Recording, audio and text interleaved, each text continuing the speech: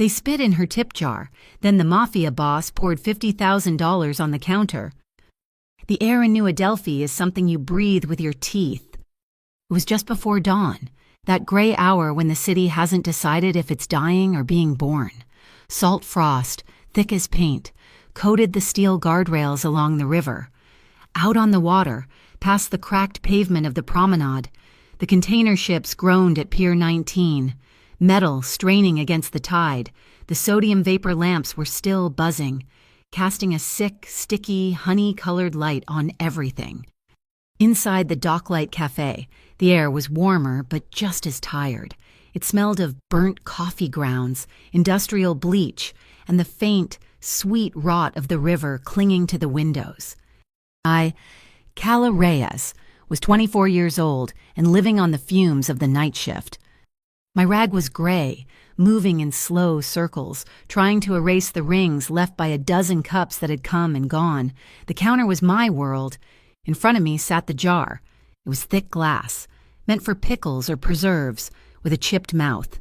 The word tips was written on masking tape in faded black marker. I was separating the quarters from the dimes, the singles from the fives. It was a slow count, a ritual of survival. Every coin was a minute I'd bought. The bell above the door didn't chime. It clanged, a harsh, metallic sound that cracked the quiet. 3 of them stumbled in. They weren't sailors or dock workers. They were softer, smelling of top-shelf liquor turned sour, and the kind of cologne that tries too hard. Their laughter was loud, filling the small space, bouncing off the tile. They leaned against the counter, shoving each other. I stood up straight, wiping my hands on my apron. "What can I get you?" The leader, the one with the expensive watch sliding loose on his wrist, squinted at me. "Hear that, boys? She squeaks." He mimicked my voice, pitching his own, high and nasal. "Just coffee," I said.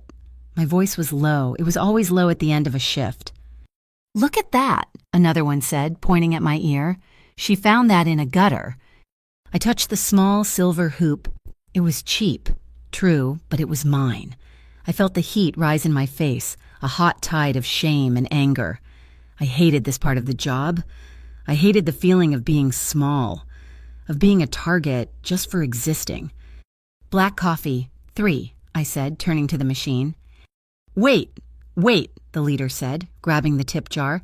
He held it up, rattling the coins. "This all you got, sweetheart? This is pathetic." "Put it down," I said. He smiled, a wide, wet motion, and then he leaned forward, gathered himself, and spat. It wasn't a small thing. It was deliberate, thick, and loud. It landed with a cold, wet thud on the pile of singles and quarters. A perfect, disgusting insult. The world stopped. The hum of the espresso machine seemed to fade. I just stared at the jar. I could feel my hands shaking, not with fear, but with a white-hot rage that had nowhere to go. I had scrubbed that counter. I had smiled at people who didn't see me, and this man had, in 1 second, taken all of it and defiled it. The bell clanged again. I didn't look up. I was too busy trying to breathe, trying to not throw the nearest heavy thing at the man who was still laughing. But the laughter cut off. It stopped so fast it was like a switch had been thrown. The air in the cafe changed. It didn't get louder, it got heavier, compressed. I finally looked up. The 3 drunks were frozen, staring at the door. 4 men stood there. No, 3 men stood behind 1 man. They wore dark suits, wool overcoats that cost more than my apartment, and expressions that were flat, clean, and empty. They moved like water, flowing into the space around the tables, silent and absolute. The man in the lead was Carmine Sorrenti. I knew the name. Everyone in New Adelphi knew the name. You didn't say it loud. He was the Sorrenti Combine. He was the shadow that owned the docks, the unions, and the silence in between. He looked to be in his late 30s, maybe 40. His suit was cut so precisely it looked like it could draw blood. He didn't look at the drunks. He looked at me. His eyes were dark and analytical. He took in the room, the counter, and then, finally, his gaze settled on the tip jar. He moved slowly, without any wasted motion. He walked to the counter, the polish on his shoes gleaming under the fluorescent lights. He didn't acknowledge the drunks who were practically shrinking into the wall. He reached out a gloved hand and gently, almost clinically, slid the defiled tip jar toward him. He looked inside it, at the spittle gleaming on the crumpled bills. Then he looked at the man with the watch. Carmine Sorrenti reached inside his perfect suit jacket. He didn't pull out a gun. He pulled out a brick of cash, still wrapped in a bank band. It was thick with $100 bills. He placed it on the counter. It landed with a solid, definitive thud, a judgment. It was $50,000. The silence that followed was absolute. It was the silence of a held breath, the silence of a verdict. Carmine's voice, when it came, was not loud. It was deep, calm, and carried the lazy weight of absolute authority. He spoke to the drunks, but he never took his eyes off me. "She makes coffee," he said, his voice a low rumble. "You make disgrace." The air changed. The drunks were sober now, pale and sweating. The few other customers in the booths, a night watchman. A couple of students were perfectly still, trying to blend into the vinyl. And me, I was stunned. But beneath the shock, the anger was still there. Only now it had a new target. He had made me the center of his theater. He had put a price tag on my humiliation. And it was worse. "I don't want your money," I said. My voice shook, but it was clear. Carmine finally turned his head, just slightly, to look at the drunks. They flinched. "I want them to apologize," I said, my gaze fixed on the man who had spit. "And I want them to clean the jar." A flicker of something surprise interest passed across Carmine Sorrenti's face. He looked at me for a long beat. Then he reached for the napkin dispenser on the counter and slid it toward the three men. The sound of the plastic sliding on the formica was deafening. "Time to be men," Carmine said, his voice flat. The leader, the one with the watch, looked like he was going to be sick. He fumbled for the napkins. His hands were shaking so badly he could barely pull them free. The three of them, these big, loud men, suddenly looked like terrified children. They started digging into the jar, pulling out the wet bills, wiping the glass, their eyes darting everywhere except at Carmine, or at the internal security camera mounted above the register. While they were hunched over their shame, one of Carmine's men moved. He was tall, with the sharp face of a bird of prey. Ivo Kestrel. He moved to the end of the counter, near my workstation. I had an old webcam perched on the monitor, one I sometimes used to chat with my mother. The little green light was on. I hadn't turned it on. Someone was watching, streaming. Ivo didn't smash it. He simply took a small piece of black tape from his pocket and pressed it firmly over the lens, blinding it. The drunks finished. They pushed the cleaned, empty jar back onto the counter. Carmine pulled another bill from his wallet, a single, slim 100. He placed it by the jar. "This is for sanitation," he said to me. His gaze was heavy, pinning me in place. The rest, he tapped the brick of $50,000. "How you use it is your business." He turned to leave. "I can't take this," I said, pushing the stack of money back toward him. It felt wrong. It felt like a chain. He stopped, one hand on the door. He looked back, and for the first time, he smiled. It wasn't a warm smile. It was the smile of a man who understands how the world works, a smile that knew things I didn't. "Leave it, Nair," he said. "Decency needs a budget." And then he and his men were gone. The bell clanged, the door hissed shut. The cafe was silent again, but the air was poisoned. The drunks threw some cash on the counter and fled, tripping over each other to get out. I was left alone with the smell of bleach, the empty jar, and $50,000. My hand was shaking as I reached for the other bill, the one he'd left for sanitation. I picked it up. It wasn't just a $100 bill. Printed in the corner, small and official looking, was a logo, an eagle grasping a harbor anchor. Beneath it, in stark block letters, were the words Bureau of Harbor Compliance.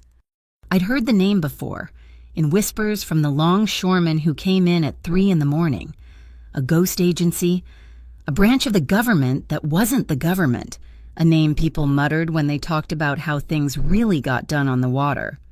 It wasn't a tip, it was a summons. By the time I finished my shift, the sun was a dirty smear above the warehouses.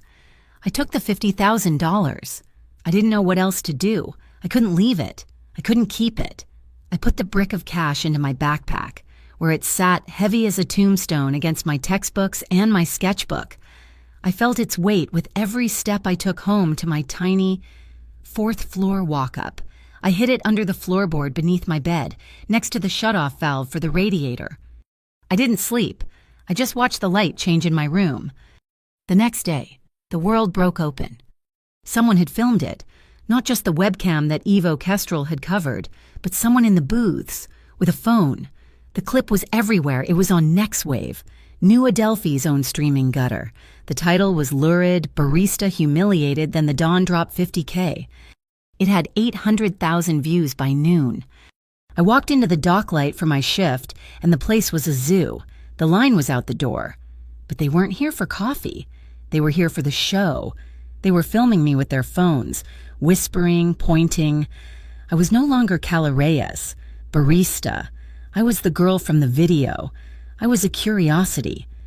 Miri Lax, the owner, was a small, anxious woman who lived on antacids and good intentions. She pulled me into the back office, her hands fluttering like trapped birds. "Cala, honey, this is too much," she whispered, gesturing to the crowd. "Maybe you should take a few days off. Paid, please, just until this dies down." "I can't, Miri," I said, my voice flat. I was already tying my apron, the familiar knot a small anchor in the storm. "I need the shifts. You know I do." She did know. She knew about the mountain of debt from the 2 years of architecture school I'd completed before the money ran out. And she knew about my mother. My mother was in St. Halcyon Home, a private care facility with a glossy brochure and a razor wire contract. It was another one of New Adelphi's gray market institutions, existing in the legal shadows, charging 5-star prices for 2-star care. The bills were relentless. Taking a day off wasn't an option. Taking a breath wasn't an option. So I went out. I faced the cameras. I made lattes. I steamed milk. I forced my hands to be steady as I took their money, their eyes crawling all over me. The messages started that afternoon. My phone, which was usually silent except for reminders and texts from my best friend, Juno, was now blowing up. My number must have been leaked. There were interview requests from local bloggers. There were offers from sleazy brands wanting me to endorse their empowerment teas. And then there were the others. The first one came from an anonymous account on NextWave, a private message, at Ghost Pier, the name read. It was a picture. It was my apartment building, taken from the street. I felt a cold lurch in my stomach. I blocked the user. A new message came from a different anonymous number. This one was a photo of my window on the 4th floor, taken from the roof of the building across the street. I could see the silhouette of my drafting lamp on the sill. The timestamp was 3:17 a.m. I had been asleep, or trying to be. Someone had been watching me while I hid Carmine Sorrenti's money. I kept working. The coffee machine was my shield. The noise, the steam, the repetitive motions. Pull the shot, steam the milk, wipe the counter. Repeat. Around 4 p.m., 2 men came in. They didn't fit the new tourist crowd, and they weren't dock workers. They wore identical navy blue blazers that looked like uniforms. They had sharp haircuts and dead-looking eyes. They waited until the line cleared, then approached the counter. "Cala Reyes," the taller one asked. He didn't order anything. "I'm working," I said. He placed a business card on the counter. "We're from the Wyeth Trust. We're an urban development fund." I'd heard the name. They were the ones putting up luxury condos on the old fishing piers, the ones with the cheerful blue and white logos that read, "Revitalizing New Adelphi's Future." "We saw the video," the second man said. "Terrible. What you went through. We'd like to help you control your narrative." "What does that mean?" "It means," the first man said, leaning in, "that that your story has value, a working-class woman insulted, then burdened by a gift from a known criminal entity. It's a powerful message. We want to buy the rights to it. We'll give you a platform, help you tell it properly, for our new public outreach campaign. You want to buy what happened to me? We're offering $5,000, he said, as if it were a generous final offer. I looked at the brick of $50,000 I knew was still under my floor. I looked at these two clean-cut men, and I felt the same rage from the day before, only colder. My story isn't for sale, I said. Now, are you going to order coffee, or are you going to leave? They smiled, but it didn't reach their eyes. Think about it, the tall one said. It's a better class of money. They left the card and walked out. I texted Juno after my shift, telling her about the Wyeth Trust. Her reply was instant and sharp. Juno Calla, stay away, far away. Wyeth is a washing machine. They're the clean front for the Icarus crew. The Icarus crew, the name left a metallic taste in my mouth. They were the other side of the coin. If Sorrenti owned the docks, Icarus owned the scaffolding, the construction contracts, the city inspectors. The two crews were in a cold war for the soul of the waterfront. Juno, they're trying to use you against Sorrenti. Don't let them... I went home. The feeling of being watched was so intense I kept my blinds drawn. I pulled out my old portfolio, the heavy black binder that held my past. I turned the pages, past the light and shadow studies, past the structural sketches. I stopped at the last section, my thesis project, the Helix Bridge. It was my dream, a pedestrian and light rail bridge designed to curve like a strand of DNA, connecting the abandoned coal yards with the residential district. It was designed to bring life back to the dead side of the river. It was my answer to the city's decay.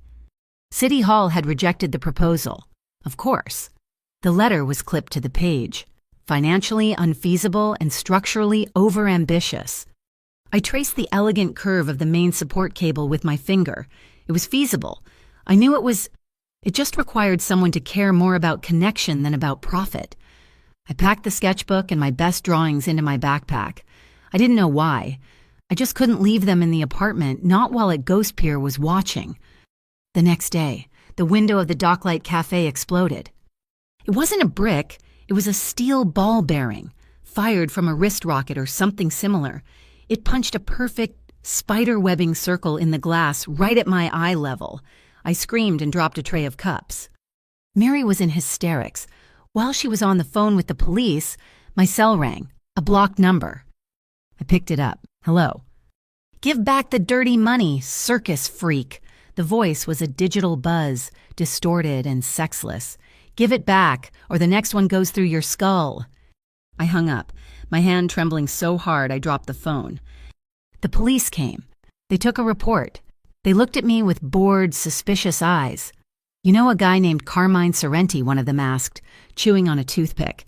You run with his crew? I make coffee. I said. He laughed. Sure you do, sweetheart. They left. They did nothing. Mary was crying, sweeping up the glass. That's it, Calla. I can't. I have a lease. I have a family.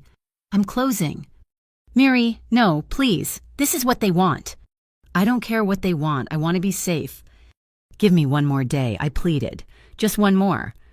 She shook her head, but she didn't have the strength to fight me. Just then, something dark slid under the front door, which we had locked. It was a black envelope, thick cardstock, embossed with a gold seal. I picked it up. It was from the Metropolitan Integrity Commission, another official-sounding name I'd never heard of. I tore it open. It was an order, a summary closure, effective immediately, pending a full investigation into reported food safety and sanitation violations. It was a lie. We were spotless. Mary was obsessive about it. That's it, Mary sobbed, collapsing onto a stool. We're done. They win. I looked at the order.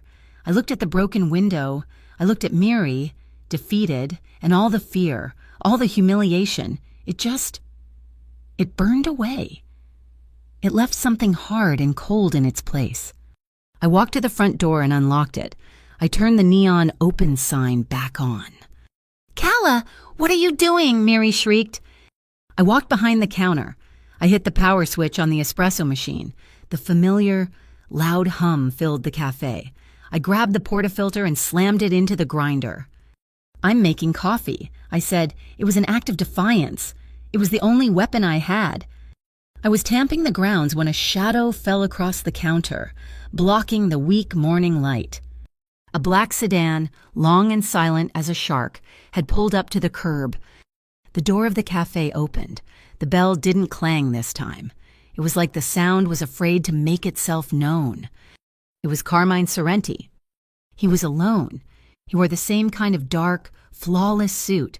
He walked to the counter, his eyes taking in the broken window, the closure notice on the counter, and me, with my hand on the espresso machine. He didn't say hello. He didn't ask what happened. He simply placed a single folded document on the counter. It was heavy, linen paper. I unfolded it. It was a temporary operating permit. It had a different seal, the eagle and the anchor, the Bureau of Harbor Compliance. "The cafe stays open," Carmine Sorrenti said, his voice that same low, calm rumble. "Their rules don't apply here." He didn't leave. The heavy glass door hissed shut, sealing the cafe in a new kind of silence. Miri, my boss, had vanished into the stockroom. I could hear her faintly, on the phone, her voice a high-pitched thread of panic. I was alone with Carmine Sorrenti. The broken glass at the front of the shop seemed to glitter, acknowledging his presence. He stood by the counter, his dark overcoat unbuttoned. He looked at the gleaming, complex mass of the espresso machine as if it were a piece of artillery. "This," I said, my voice hoarse, holding up the permit from his ghost agency. "What does this mean?" "It means you're open," he said simply. He began, with a deliberate lack of haste, to unbutton the cuffs of his white shirt. They were held by simple, silver knots. "It means Mirilax is not in violation of any code I recognize." He rolled his left sleeve up, once, then twice, revealing a thick, muscular forearm. He did the same with his right, and as he did, I saw it, a thin white scar. It started at the bony protrusion of his wrist and vanished under the folded cotton, disappearing toward his elbow. It was old, but it hadn't been a jagged, accidental wound. It was straight, clinical. He looked at me. "I've been told," he said, his voice dropping into a conversational tone that was more unsettling than a shout, "that a new Adelphi cortado is specific, that it's not the same as the ones they serve uptown." I just stared at him. It's just espresso and milk." "No," he said. "It's about the ratio. Show me." It wasn't a request. He placed his watch on the counter. It was a Patek Philippe. I recognized it from the magazines the businessmen sometimes left behind. It was worth more than the cafe, more than my entire tuition. He set it down next to the fraudulent closure notice from the Metropolitan Integrity Commission. Then he did the one thing I didn't expect. He lifted the counter flap and stepped behind it. My world, my small, safe territory of stainless steel and tile, was instantly invaded. It was too big for the space. He smelled of expensive wool, cold air, and something I couldn't place. Something metallic and clean, like sandalwood and iron. I had to take a half step back, and my shoulder blades brushed the bean grinder. "Grind first," I said, my voice barely a whisper. I was an instructor teaching a shark how to swim. He nodded, waiting. I demonstrated, dosing the portafilter. "Now you." He took the handle from me. His fingers were long and clean. He held it under the grinder. He was a natural mimic. His movements were economical and precise. "Tamp," I said, pushing the weighted tamper toward him. He pressed down, too hard. "No," I said, and before I could stop myself, I put my hand over his. "You'll choke it. It's not about force. It's about finding the level, even pressure." He didn't move. He was stock still. We were inches apart. I could feel the heat radiating from his body. I could see the dark stubble on his jaw, the fine lines at the corner of his eye. I was breathing the air he had just exhaled. His gaze, I realized, was not possessive. The men from the Wyeth Trust had looked at me like they wanted to buy me. The drunks had looked at me like they wanted to break me. Carmine Sorrenti looked at me like he was surveying. His eyes were mapping the terrain of my face, noting the foundation, the stress points, the resilience. It was the look of a man who understands how things are built and how they fall. I pulled my hand back as if I'd been burned. "Lock it in," I said, gesturing to the machine. He locked the handle in place, hit the switch, the machine hissed, and the rich, dark liquid began to pour. "Respect," as he said, watching the espresso drip, "is like urban infrastructure, Cala." I stiffened. He knew my name. Of course he knew my name. "You let it decay," he continued, his voice a low rumble beneath the machine's hum. "You neglect the maintenance. You let thugs spit on it, and the whole thing collapses." He made a small, vague gesture that included the broken window, the city, everything. I was steaming the milk, my hand steady by pure force of will. "Infrastructure is easy," I said, the words sharp. "It's just steel and concrete. It doesn't have a choice." I thought of my Helix bridge, my rejected dream. A bridge only stands when both sides agree to hold the weight. He stopped watching the espresso and watched me. When he didn't smile, he just registered the statement. The machine hissed. The milk was done. I poured it into the small glass, a perfect, clean, white dot on a black surface. "You need a good foundation," he said. He took the glass. Just as he lifted it, the bell on the door clanged. It was Ivo Kestrel, his hawk-faced guard. He didn't enter. He just stood in the doorway, a sentinel, and caught Carmine's eye. Ivo gave a small, almost imperceptible tilt of his head toward the roof of the building across the street, the one where at Ghost Pier had taken the picture. A lens. Someone was watching, a sniper. Carmine didn't flinch. He didn't look. He didn't duck. He slowly raised the cortado to his lips and took a sip. But outside, the world shifted. It was invisible, but I felt it. A black sedan that had been idling down the street pulled forward, its angle changing, presenting a wall of metal. Two men I hadn't even registered. Men who had been reading newspapers on a park bench stood up simultaneously. They didn't draw weapons. They just moved. They became a gray woolen shield, blocking the line of sight from the roof to the cafe's interior, their bodies forming a barrier. All from one tiny glance. "Good coffee," Carmine said, setting the glass down. The crisis, whatever it was over. He rolled his sleeves down. He buttoned the silver knots. He slid the Patek Philippe back onto his wrist, the metal clicking softly into place. The intimacy of the lesson was gone. He was the Don again. He pulled a card from his jacket. It wasn't a business card. It was thick, black cardstock, completely blank on one side. He turned it over. The other side had only a 10-digit number, printed in stark white. "Call," he said, sliding it across the counter. "When the wind changes." It wasn't a question of if, it was a statement of when. I didn't want to take it. Taking it was an agreement. It was stepping onto his side of the bridge, but the image of the spider-webbed glass, the memory of the distorted voice on the phone. I picked it up. The card was heavy, the edges sharp. He turned to leave, but he had left the cortado. "You forgot this," I said, lifting the small glass. He stopped, his hand on the door. He turned back. He walked a few steps to the counter and took the glass from my hand. His fingers brushed mine. It wasn't a spark. It wasn't romantic. It was electricity. It was the cold, shocking jolt of touching a live wire, a feeling of immense, grounded, terrifying power. It wasn't fear. It was recognition, a deep, primal understanding that this man was a force of nature, a fixed point in the chaos. I snatched my hand back. He nodded once, a formal gesture of thanks. Then he and his men were gone. They didn't just leave. They receded, like a tide pulling back, taking the pressure, the danger, and the heavy silence with them. The black sedan slid into traffic and vanished. I stood there, my hand tingling. Miri finally emerged from the back, her face pale. "He's gone." I nodded. I looked at the counter. The pickle jar, my tip jar, was still there, but it wasn't empty. While I had been hiding, while the crowds had been filming, the neighborhood had come back. The jar was full, overflowing, not with $50,000 bricks, but with crumpled singles, with fives, with quarters.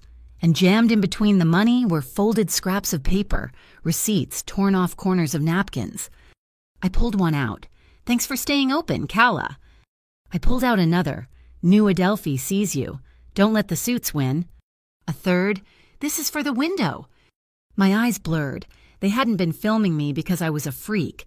They had been supporting me because I was one of them. Juno, my best friend, burst in, skidding to a halt. "I saw the car.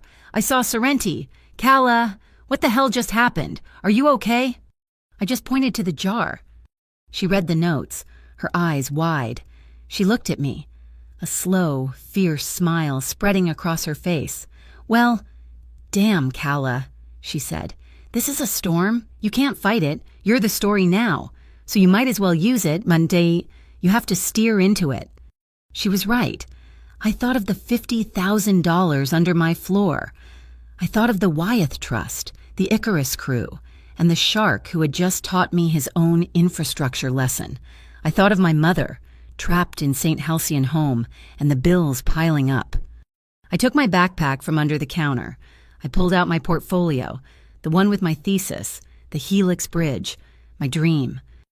"Okay," I said. I took out my phone. I opened my long-dormant student art account. I took a clear, crisp photo of my favorite rendering of the bridge, the one showing it lit up at night, connecting the two dead shores. I wrote a caption, "Helix Bridge Project, selling limited edition prints. Signed, all proceeds go to the St. Halcyon Home Patient Fund." I hit post. For the first time in days, I felt like I was breathing again. That night, I was in my apartment. The blinds were drawn, the door was double locked, the $50,000 was still under the floor. Carmine's black card was in the pocket of my jeans. My phone buzzed, a private message. From at Ghost Pier. My blood went cold. I opened it. It was a new photograph. It was taken in the dark, but the resolution was sharp. It was a picture of the back of Carmine's black contact card, the white 10-digit number perfectly clear. I felt the air leave my lungs. I was holding that card. It was in my pocket. This picture hadn't been taken through a window. It hadn't been taken from a roof. It had been taken from inches away, while I was walking home, or, a far worse thought, they had been in my apartment. They were not just watching. They were close enough to touch. My hands were shaking, but not with indecision. It was with a cold, clear fury. I pulled the black card from my pocket. I typed the 10 digits into my phone. I sent a text, just 2 words. "Winds changed." The reply to my text did not come as a message. It came as a vibration. 2 sharp buzzes, exactly 60 seconds later. I looked out my 4th-floor window, down at the rain-slicked street. The city was a smear of neon and fog. Nothing. Then, a black sedan I hadn't noticed before, parked across the street, flashed its headlights. Once, twice. I grabbed my backpack. I emptied my tip jar into it, the one filled with neighborhood support. I put my sketchbook on top. I looked at the $50,000 under the floorboard. I left it. It was bait. It was an anchor. It was not mine. I walked down the stairs, my keys clutched between my fingers. The lobby was empty. I pushed open the heavy front door. The sedan was already at the curb. The back door opened as if by remote. Ivo Kestrel, Carmine's hawk-faced man, was in the passenger seat. He didn't look at me. He was watching the rooftops. "Get in, Miss Reyes," the driver said, his voice flat. I slid onto the cold leather. The door shut with a heavy, final thump. The car did not move. "We wait 1 minute," the driver said, his eyes on the rearview mirror. We sat in silence. The car idled. A low, powerful thrum I felt in my chest. I watched a man walk his dog past the laundromat. Everything was normal, but my world had tilted. "Clear," Ivo said. The car pulled away from the curb, but we didn't go toward the river. We didn't go downtown. We went north. into the maze of one-way streets in the old textile district. We took a right, a left, another right, then a U-turn that was probably illegal. "What are we doing?" I asked. "A mirror route," the driver said. "Checking for a tail. We were followed from the cafe yesterday. They won't make the same mistake today." I realized I was a package. I was cargo. We drove for 10 minutes, doubling back on ourselves, before finally cutting through a switching yard and emerging onto the harbor access road. We passed the neon sign of the docklight, dark and silent. We passed Pier 19. We drove further to the industrial spine of the city, where the warehouses were just black monoliths against the water. The car slowed and turned into a narrow alley, stopping before a solid steel roll door. The driver flashed the headlights in a coded rhythm. The door groaned and rolled upward, revealing a dark, cavernous space. We drove inside. The door rolled shut behind us, plunging us into darkness before rows of lights flickered on overhead. The car was designated Ardea 7. I saw the small character stenciled on the inside of the door. We were in an old warehouse, but it was clean. The floor was sealed concrete. The air smelled of machine oil, ozone, and the faint, briny scent of the river. "This way," Ivo said, opening my door. He led me past stacks of wooden crates, all stenciled with the same eagle and anchor logo of the Bureau of Harbor Compliance. This was not a safe house. It was a fortress. We went up a flight of metal stairs to a mezzanine level. The walls here were exposed brick, but they were warmed by dozens of exposed filament bulbs, hanging at different heights, creating pools of yellow light. It was beautiful. It was the Lumen. The old name was still painted on the brick Lumen Harbor Light and Signal, a warehouse for the massive bulbs and lenses that guided ships. Carmine Sorrenti was standing at the far end of the room, in front of a massive backlit map of New Adelphi. He was not alone. A woman stood with him, her back to me. She was tall, rail-thin, and wore a severe gray suit. Her dark hair was pulled into a knot so tight it looked painful. She turned as I approached. Her face was sharp, intelligent, and utterly devoid of emotion. She looked less like a lawyer and more like a surgeon. "Calla Reyes," Carmine said. He did not introduce himself. "This is my legal counsel, Sarah Novick." Sarah Novick looked me up and down. "You're the pressure point," she said. Her voice was a dry rasp. No greeting. "You understand what's happening." "Someone is harassing me," I said. "Someone named Ghost Pier? Someone from the Wyeth Trust?" Sarah shook her head, impatient. "That's the what, not the why. The Wyeth Trust, which is the financial arm of the Icarus crew, wants the new harbor contract. The city council is set to vote in 3 weeks. It's worth billions. They have been quietly clearing the board buying leases, pushing out unions, faking code violations." She pointed to the Docklight Cafe on the map. "You were just a barista in a shop on their list. Miri Lax wouldn't sell. They were preparing to break her lease on a technicality." "Then I went viral," I said, the pieces clicking into place. "You went viral," Carmine corrected, his voice cutting in. "And you were seen with me. You didn't just become a story. Calla, you became a symbol.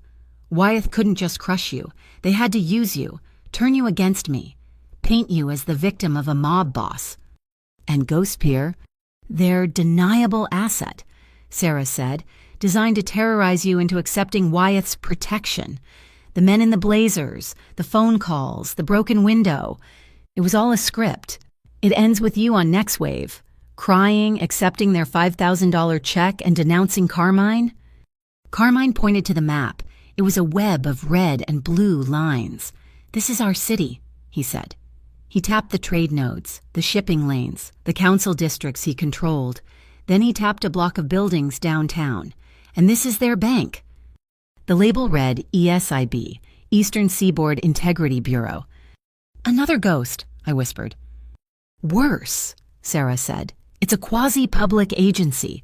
It's the accounting tool Wyeth uses to launder their development funds and make them look like public grants. They are the ones who sign off on the integrity of the harbor bids. They are Wyeth. Wyeth is ESIB.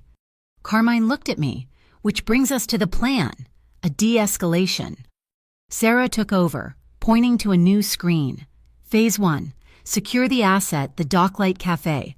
My team has already filed a counter-injunction against the Metropolitan Integrity Commission, citing jurisdictional overreach by the Bureau of Harbor Compliance. We will bury them in paper.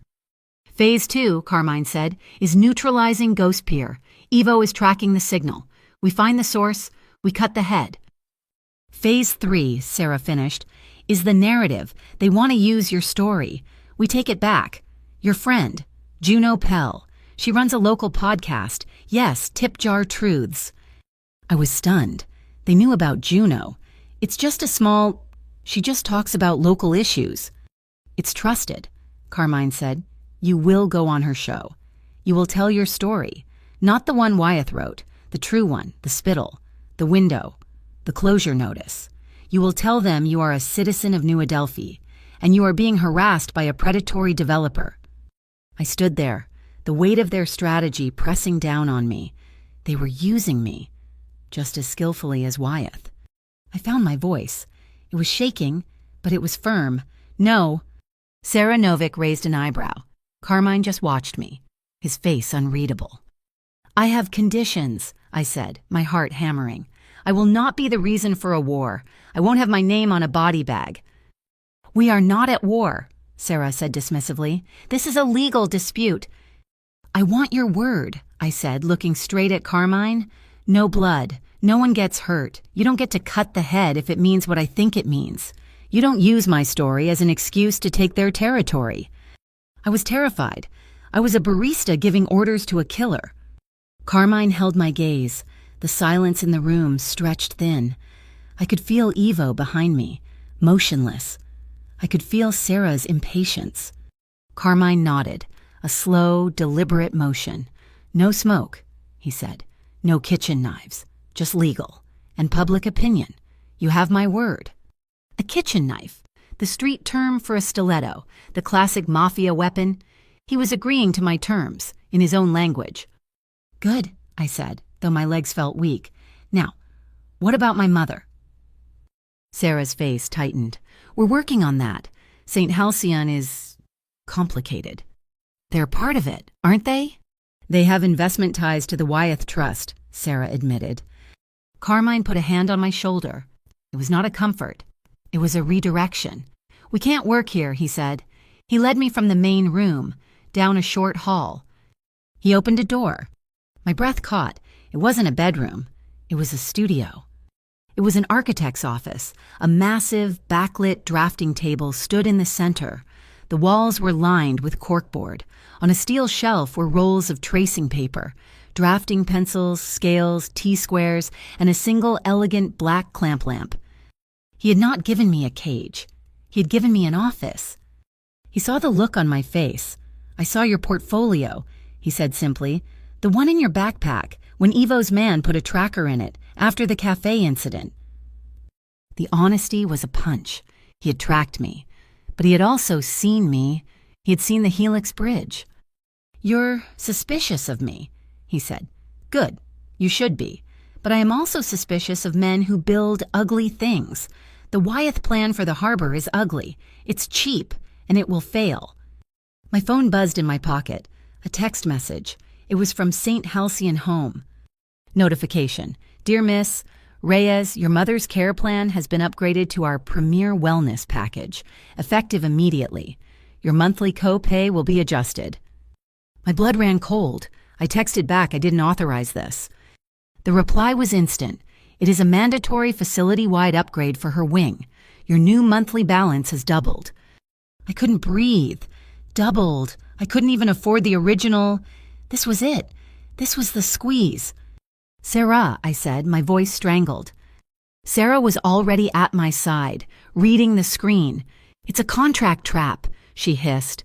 They're leveraging her health. It's Wyeth. I'm certain of it. I looked at Carmine, my panic rising like bile. You have to. I can't. I need that $50,000. No, Carmine said. His voice was absolute. That money is poison. It's their leverage. You touch it. You're guilty. You're the mob girl they want you to be." "Then what do I do?" I screamed. "They're going to kick her out." "We cut their anchor," Carmine said, his voice calm and lethal. "Sarah will find the shadow fund Wyeth is using to subsidize St. Halcyon. We will expose it, we will cut the line, but that is defense." He turned to me. "I need a fence, and I need it from you." "Me, I'm an out-of-work student." "You're an architect," he corrected. He unrolled a large blueprint on the drafting table. It was a map of his legal shipping routes, his trucking company, his warehouses. "It's inefficient, the city gridlocks. My drivers are angry, the unions are complaining, the public thinks we're a nuisance."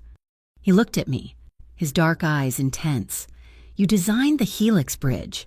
You understand load and stress and flow. I want you to look at this. Redesign my routes. Make them quiet. Make them efficient. Make them invisible. Help me win the public.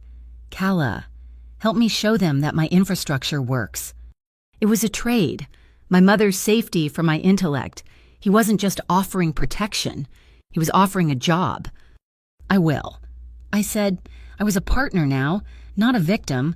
I'll help with the logistics, on a technical basis. This is a contract, not anything else." I was drawing a boundary, a thick black line. Carmine looked at me for a long time. He accepted the line. "Technical basis," he agreed. He looked at my sketches, the ones of the Helix Bridge I had brought. He reached out, not to me, but to the drawing. He traced the main suspension curve, the one I had drawn 1,000 times. I watched his hand, and I saw it. His fingertips, the ones tracing my dream, were trembling, just slightly, a barely perceptible tremor in a man made of iron. He was a man of absolute control, and he was fighting it. He was learning to be gentle, and it was costing him. The rain came just after midnight, a sudden, violent downpour that hammered the tin roof of the lumen. It was a deafening, isolating sound, walling us off from the rest of New Adelphi. The single overhead light in my new office felt too bright, so I was working just by the glow of the drafting lamp, the circle of yellow light illuminating the plans for Carmine's shipping routes. I had also built a model. It was rough, made of chipboard and glue, a small-scale version of my Helix Bridge. It was my anchor, a reminder of my own work in this new, dangerous world. I heard his footsteps before I saw him. He moved silently, but the floorboards of the old warehouse had their own voice. He was at the door, his suit jacket off, his white shirt sleeves still rolled up. He didn't knock. He just stood there, watching me. "You're still working," he said. It wasn't an accusation. "So are you," I replied, gesturing with my pencil. "Your routes are a mess. It's all right-angle turns and choke points." He walked in, his eyes drawn not to his blueprints, but to my model. "The Helix," he said, his voice soft. "It's just chipboard," I said, suddenly self-conscious. He reached out, his long fingers tracing the curve of the main arch. "It's the stress distribution. It's elegant." He looked at me. "You're trying to make it light, but strong." "That's the point of a suspension bridge," I said, my voice clinical, trying to keep the technical wall between us. His hand was still on the model, near mine. Our fingers brushed, a static shock in the humid, rain-filled air. I pulled my hand back. He didn't. He kept his gaze on the bridge. "When I was 9, he said, his voice distant. "My family lived in a house on the coast. We called it the Pomegranate Red House. It had this huge, vaulted ceiling in the main room, like a small cathedral. My father, he cut corners. He used a contractor who used bad steel, salt-rotted rebar." He paused, and the sound of the rain filled the silence. "There was a storm, a northeaster. The vault collapsed. It just gave way. My uncle was in that room." He looked at his hand, tracing the arch. "I've had an obsession with sound structures ever since. I hate weakness. I hate failure. I hate men who build things that fall." He was telling me a secret. He was showing me the blueprint of his own trauma, the origin of his obsession with control. A loud metallic clang echoed from the warehouse floor below, followed by shouting. Carmine was instantly alert, the soft moment gone. He moved to the window, peering down into the dark yard. A truck was trying to back into the bay, and a heavy steel drum had rolled off the forklift. He swore, a low, soft sound. "They'll break the axle." He turned and was gone, taking the stairs 2 at a time. I watched from the mezzanine window. He walked out into the center of the yard, into the driving rain. He didn't shout, he just directed. He spoke to the driver, gestured to the forklift operator. He put his own shoulder to the drum, helping them roll it clear. He was soaked in seconds, the rain plastering his white shirt to his back, his dark hair slicked to his head. When he came back up, he was dripping, leaving dark puddles on the wooden floor. "You're soaked," I said, stating the obvious. "It's handled." He ran a hand through his hair, water spraying. I did it without thinking. I grabbed one of the clean rags I used for my drafting board and walked up to him. He was standing under one of the low-hanging filament bulbs. He tensed as I got close, his whole body coiling like a spring. Your collar is," I stammered. The collar of his expensive shirt was hopelessly folded under the neck of his undershirt. I reached up, my fingers brushing the skin of his neck. He was so warm. The cold rain on his skin was turning to steam. I smelled the storm. I smelled the faint, clean scent of his soap, and I smelled the coffee I had brewed hours ago, still lingering in the air. It was a strange, intimate chord of memory. The storm, the man, and my old life. I fixed the collar. My hands were on his chest. I could feel the solid, steady thump, thump, thump of his heart under my palm. It was so calm, a slow, powerful engine. He was looking down at me. His eyes were dark, the pupils wide in the dim light. The rain hammered on the roof, a frantic rhythm against the calm beat in his chest. I should have stepped back. I should have returned to the safety of my drafting table. Instead, I tilted my head back. I met his gaze. "Calla," he whispered. It was a warning. I put my other hand on his chest, feeling the rain-damp cotton, the solid muscle beneath. "Do you want me to kiss you?" I asked. The words were quiet, but they were mine. I was not being taken. I was not being used. I was choosing. He didn't move for a long second. I thought he would say no, that he would re-establish the boundary. "Yes," he said. His voice was rough. He leaned down, slowly. There was no rush, no greedy consumption. It was a negotiation. He gave me every possible second to pull away. I rose on my toes, just slightly, and met him. The kiss was thick with an emotion I couldn't name. It was not the desperate, frantic kiss of a romance novel. It was a press of lips, a test of trust. It was warmth, and it was the taste of rain, and it was a promise of safety. His hand, the one with the faint tremor, came up and cupped the back of my neck, his fingers gentle in my damp hair. My hands were flat against his chest, holding him, anchoring myself. I felt the defense inside me, the high, cold wall I had built to survive, begin to crack. He deepened the kiss, just slightly, and I felt a jolt of panic. It was too much, too fast. I pulled back, just an inch, my breath catching. He stopped, instantly. He didn't pull me closer. He didn't demand more. He rested his forehead against mine, his eyes closed. His breathing was heavy, but controlled. "Your boundary," he said, his voice a strained whisper, "is my law." That one sentence did more to shatter my defenses than the kiss ever could. He was giving me back the control that everyone else had tried to steal. I trusted him in that moment, more than I had trusted anyone in a very long time. "Okay," I whispered, "we can go slow." He nodded, not moving.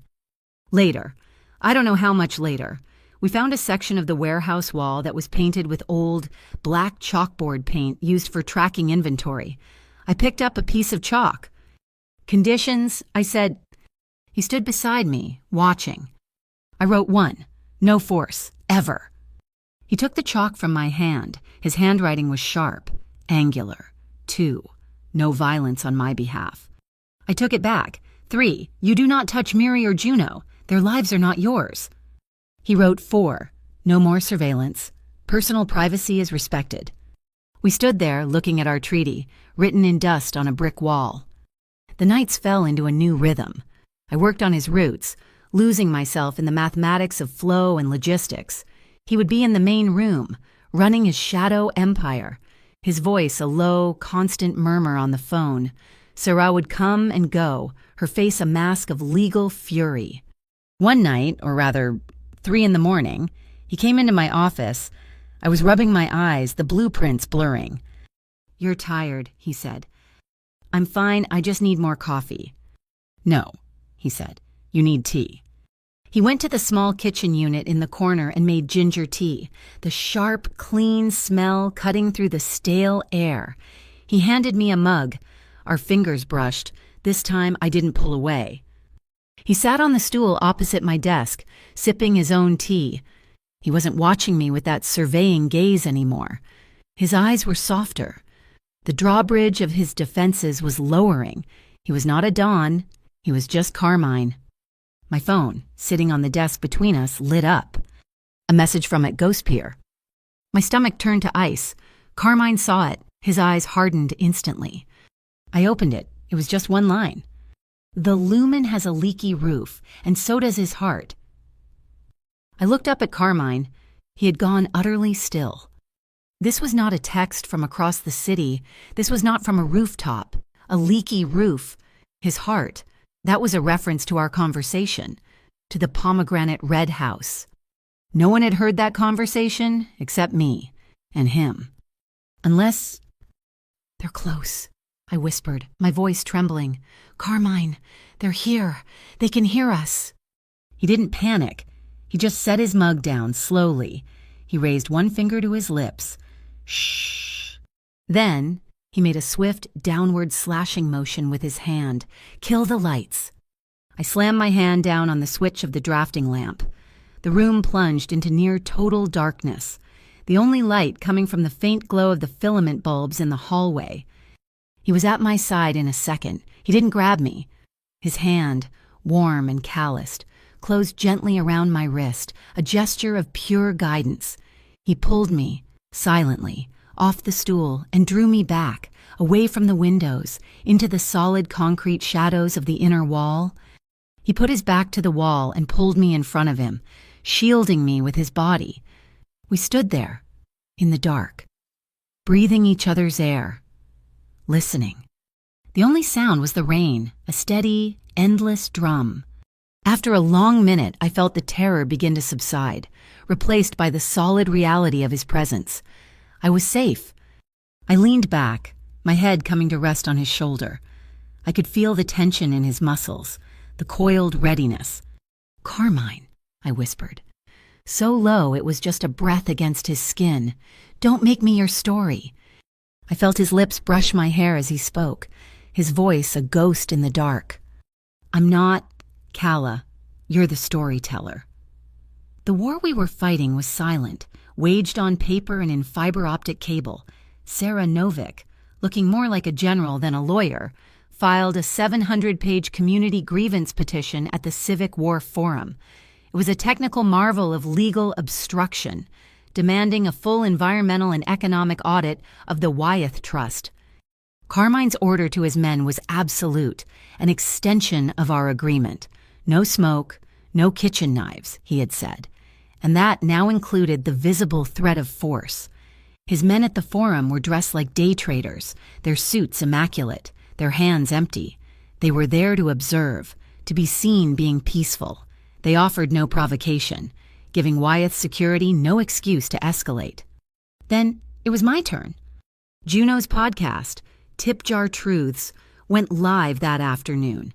My voice was shaky, but Juno had coached me. I didn't talk about Carmine. I didn't talk about the $50,000. I talked about the jar. "Dignity," I said into the microphone, the small foam cover smelling of dust and coffee. We talk about it like it's a luxury item. It's not. It's the baseline. It's the thing you have left when you've paid rent and bought groceries. It's what the night shift runs on. And they spit on it. The Wyeth Trust wanted to buy my story. They wanted to buy my humiliation. But my dignity isn't for sale, and neither is this city. The response was immediate. The docklight, with its new, gleaming plate glass window, was packed. People bought coffee and left $5 tips. Miri was smiling for the first time in a week. We were winning. Of course, Wyeth didn't like the new narrative. They hit back, hard. A new closure notice was plastered on the docklight's door. It wasn't the flimsy, threatening one from before. This one was heavy, embossed, and official. It was a temporary injunction from the Metropolitan Integrity Commission, citing our association with a known criminal entity as a public nuisance. And at the bottom, small but clear, was the secondary stamp of approval, ESIB, the Eastern Seaboard Integrity Bureau. They weren't hiding the connection anymore. Miri's smile vanished. The podcast listeners, the neighborhood support, none of it mattered against a stamp from a quasi-federal agency. This time, Carmine didn't show up. He didn't make a phone call. He sent an email. It was an anonymous, encrypted file sent from a dead drop to the city editor of the New Adelphi Ledger. It wasn't a threat. It wasn't a cache of weapons. It was a stack of accounting ledgers, scanned and annotated. It showed $3 million in consulting fees, paid by the Wyeth Trust directly into a shell company controlled by ESIB's director. It was a non-violent leak, a bloodless coup. The Ledger, smelling a Pulitzer, ran the story above the fold the next morning. The headline was devastating: Integrity Bureau or Private Piggy Bank. We had them for about 2 hours. Then, At Ghost Pier went live. My phone and Juno's and Miri's all lit up at once. It wasn't a text. It was a notification from NextWave. At Ghost Pier was streaming. The video was shaky, filmed in the pre-dawn light from a dark car. It showed a Sorrenti Combine transport truck, one of the ones whose routes I was redesigning. It was parked, seemingly broken down, blocking the main ambulance entrance to the St. Halcyon home. A few actors, dressed as nurses, were standing outside, wringing their hands, looking distressed. The caption, scrolling in real time, was sickening. Sorrenti Combine sending a message to the elderly blocking emergency access to St. Halcyon. How sick. It was a lie, a brilliant, vicious, terrifying lie. It was staged, every second of it, but it looked real. The comments section exploded. The public goodwill we had earned evaporated in a second. We weren't the underdogs anymore. We were the monsters threatening old people. "They're framing us," I said, my voice vibrating with rage. I was in the lumen, watching the stream on a large monitor. Carmine was watching with me, his face carved from ice. He was silent, his fury a palpable thing in the room. "Ivo," he said. Ivo Kestrel was already at his terminal, his fingers flying. "The stream is bouncing, same as before, but they're getting sloppy. The origin point is weak. It's coming from Old Ferry Terminal 6. That's Icarus turf." "I'm sending the kite unit." Carmine said he was already moving, grabbing a radio. "Kite unit?" I asked. "Observation only," he said, not looking at me. "My tech and surveillance team. They don't engage. They document." "I'm going," I said. Carmine turned, his entire body language a solid wall. "No." "They used my mother," I said, my voice low and hard as steel. "They used her home. They staged this to paint you as a monster, and me as your accomplice. I am not going to sit here while they do that. I am going to prove it's a lie." He stared at me for a long, heavy second, and he was measuring my resolve against the risk. The muscle in his jaw flexed. "3 conditions, Mayor," he said, his voice final. 1, you do not leave Ivo's side, not for a foot. 2, you do not speak. You do not make a sound. 3, you wear this. He pulled a heavy, waxed canvas jacket from a hook. It was too big for me, smelling faintly of oil in the river. There was a tracker stitched into the lining, a hot tracker. I authorized it. You permitted it. Am I clear? "Clear," I said, pulling the jacket on. Old Ferry Terminal 6 was a skeleton, a rotting monument to a dead era. It smelled of rust, dead fish, and diesel fuel. The kite unit. 3 men dressed in black, moved like ghosts. Ivo led me up a flight of rusted metal stairs, his hand on my back, guiding me, shielding me. We heard the voices before we saw them. And loop the footage of the nurse crying, a bored voice said. It really sells it. Ivo held up a hand, signaling a halt. He peered around the corner of a crumbling wall. He found it on the 2nd floor, in what used to be the station manager's office. It was a set, a pathetic little studio. A green screen was tacked to a peeling wall. Audio mixers, laptops, and a high-definition camera were pointed at a chair. A young man with a headset was editing the footage of the truck, looping it, making it look like it had been there for hours. "It's all faked," Ivo whispered, filming everything with his own device. But I saw something else. In the corner, on a card table littered with empty energy drink cans, was a model. I felt the air leave my lungs. It was my Helix bridge. But it was wrong. It was a mockery. Whoever built it had used my drawings, my beautiful, elegant renderings, and they had twisted them. The arches were bent, the suspension cables were snapped, made to look like they had collapsed into a pile of junk. It was a tiny, cruel, personal message. They weren't just attacking my present. They were attacking my dream. I felt a surge of rage so pure it almost blinded me. As I stared at the broken model, my phone rang. It wasn't Ghostpeer. It was Sarah. I answered, my hand shaking. Her voice was sharp, brittle, stripped of all legal calm. "Carmine, they're moving. Wyeth just called an emergency closed-door session at City Hall. Tonight, in 1 hour. They're citing imminent economic failure of the port and forcing a vote on the 30-year harbor contract. They're locking us out. It's the knockout. Carmine. They're gonna win." This was it. The time bomb had just gone off. The podcast, the leak, the fake studio. None of it mattered if Wyeth locked the city into a 30-year deal. I relayed the message to Carmine over Ivo's radio. There was a long, static-filled silence. Then, Carmine's voice came back, deadly calm. "We're leaving. Now." We were back in the Lumen 20 minutes later. Sarah was there, pacing, her face pale. "We can't stop the vote, Carmine. They have the ESIB backing. It's legal." "They want to use the law," Carmine said. He was standing at my drafting table, but he wasn't looking at the route maps.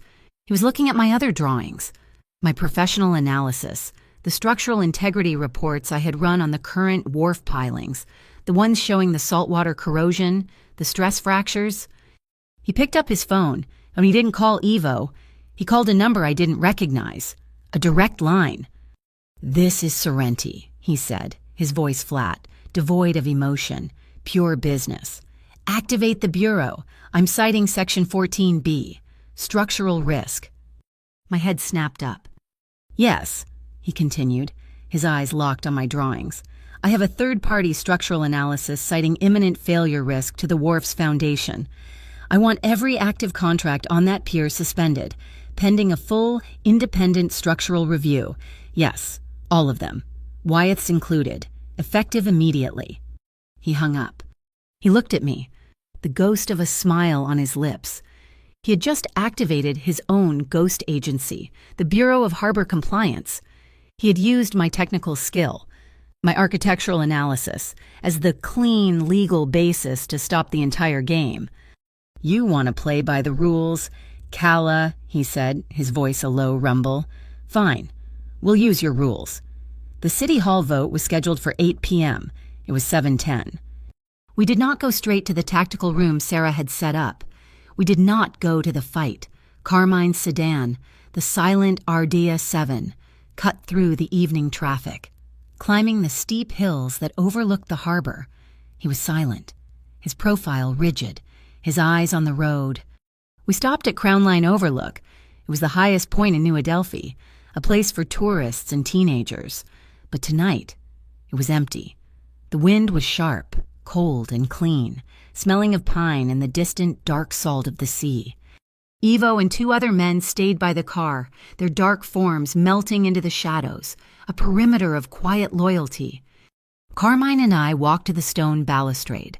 The city was spread out below us, a carpet of amber and diamond, a living circuit board. The lights of the waterfront looked like a string of silk, fragile and beautiful.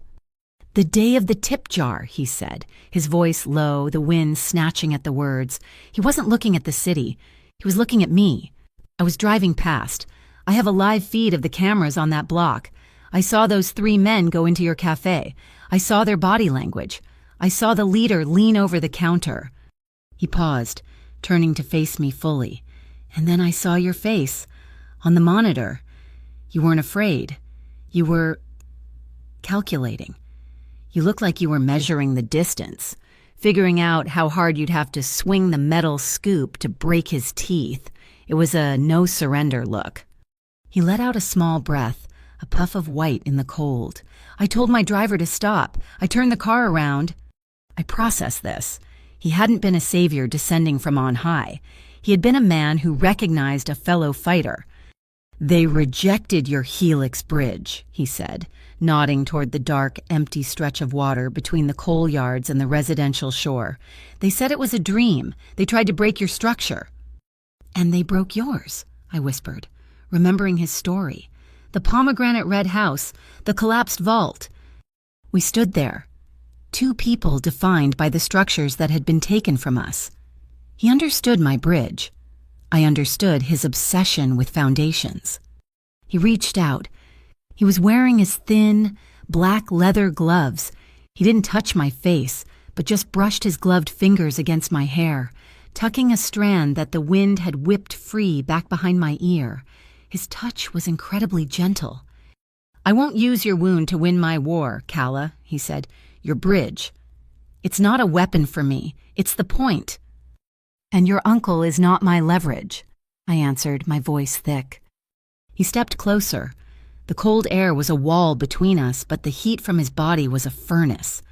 I was wearing the heavy, waxed canvas jacket he'd given me at the Lumen. He was in his dark wool overcoat. There was a wall of heavy fabric between us, but it didn't seem to matter. His eyes searched mine, asking a question. "Is this okay?" he whispered. I felt my heart hammer, a slow, heavy beat. "Yes." My breath plumed. Mingling with his, he leaned down, agonizingly slowly. This was not the shocked, testing kiss from the Lumen. This was intentional. It was a slow, deep, grounding press of lips. It was warmth against the cold. It was safety in the middle of a war. And it was a promise. My hands, which were shaking, came up and fisted in the thick, expensive lapels of his overcoat. I wasn't trying to pull him closer, I was just holding on. His gloved hand slid from my hair, down my neck, to my back, resting flat between my shoulder blades. It was a solid grounding, respectful pressure. There was no demand, only presence. A low, mournful sound echoed up from the harbor. A container ship, heading out to sea. The foghorn. It broke the spell. We pulled back, but only an inch. His forehead rested against mine. His eyes were closed. "When this is settled," he said, his voice rough, strained, "when the votes are counted, when the boards are clean, I'm going to ask for more than this." I opened my eyes, looking at the man, not the myth. "You can ask," I whispered, my voice steady, "if I'm the one who decides to give." A crackle in his earpiece. He straightened, his whole body instantly rigid, the moment shattered. He was the Dawn again. "What is it?" he said, turning his head slightly. Evo's voice was a low hiss, but I could hear it. "We have a tail, black pickup, no plates, parked at the access road junction. They've been dark, just waiting for us." Carmine didn't flinch. "Kite unit, audio flare, draw them east, 80 seconds. He grabbed my hand, not my wrist, my hand. "We're leaving, not the car." Service stairs. A high-pitched, electronic whine erupted from the far side of the overlook, followed by a percussive thump. A sonic flare, designed to mimic a multiple-car collision. The black pickup's engine roared to life, its headlights slicing the darkness as it sped toward the diversion. "Now," Carmine said, pulling me toward a dark, unmarked steel door in the side of the stone lookout. We plunged into a cold, concrete service stairwell, our footsteps echoing in the dark. As we descended, my phone buzzed. A text from Sarah. At City Hall, I got to them. Alan and Cho, the 2 swing votes. I didn't use the corruption files. I used your structural analysis. The 18 millimeters per year sinkage. They're both civil engineers by trade. They're terrified. They're on our side. We have a chance. Another buzz. Juno. It was a picture. She was outside the docklight. Miri had hung a huge hand-painted sign in the window. It read, Community Corporate Power. Behind the sign, a line of people stretched around the block, all waiting to buy coffee. A silent, soft-pressure campaign an hour before the vote. We emerged at the bottom of the hill. A different car, a nondescript gray sedan, was waiting. We got in. We drove to City Hall. We met Sarah on the marble steps. Carmine's entire team was there. Ivo, Sarah, and 3 others from the kite unit, who I now saw were just young men and women in sharp business attire, carrying briefcases. Sarah held up 3 identical black cases, cameras, audio recorders, and copies of the structural report, as requested. Carmine nodded. No kitchen knives, he said to his team. He looked at me, a silent confirmation. He had kept his word. Not a single gun, not a single visible weapon would pass the gates of City Hall. This was a war of paper and law. We walked inside, our heels clicking on the polished marble floor, a small, quiet army. The air was thick with tension. We were waiting for the council chambers to open. I couldn't stand the waiting. I leaned against a cold pillar, pulling out my phone. I needed to connect with the one person who wasn't in this fight, my mother. I found the audio file I'd recorded at the Lumen, the sound of the rain hammering on the tin roof, the sound that had become my comfort. I sent it to her, thinking of you. It's raining here. A minute later, a reply, an audio file. I pressed the phone to my ear. I heard the faint hiss of a hospital room, and then her voice. It was so weak, so papery thin, but it was her. She was humming, and then, in a cracked whisper, she began to sing, an old Spanish lullaby, one she hadn't sung to me since I was a child, a La Ruru Nina. The sound of her voice, that piece of my childhood, broke through all my walls. The tears came, hot and sharp and silent. I turned my face into the cold marble pillar, my shoulders shaking. I felt Carmine move. He was suddenly at my back. I braced myself, expecting a hand on my shoulder, a word of comfort, an intrusion. He did nothing.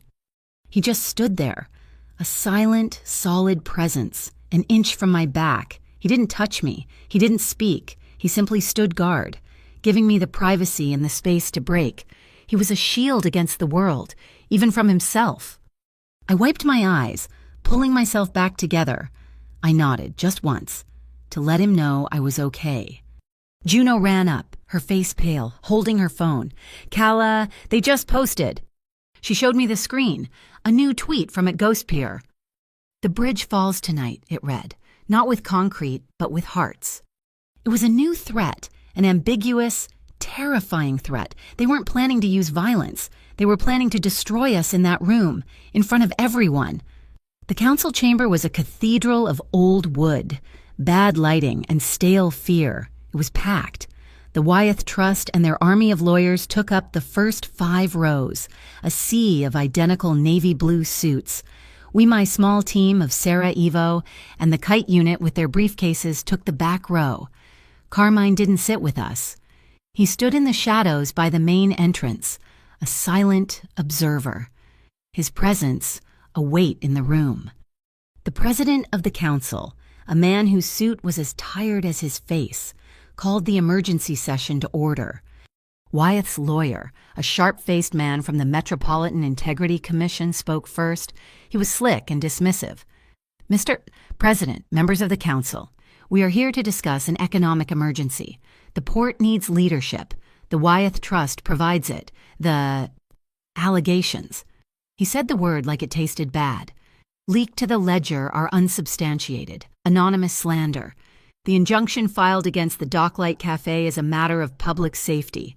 The evidence against this contract is, frankly, insufficient to delay this vital vote." He sat down. The room was his.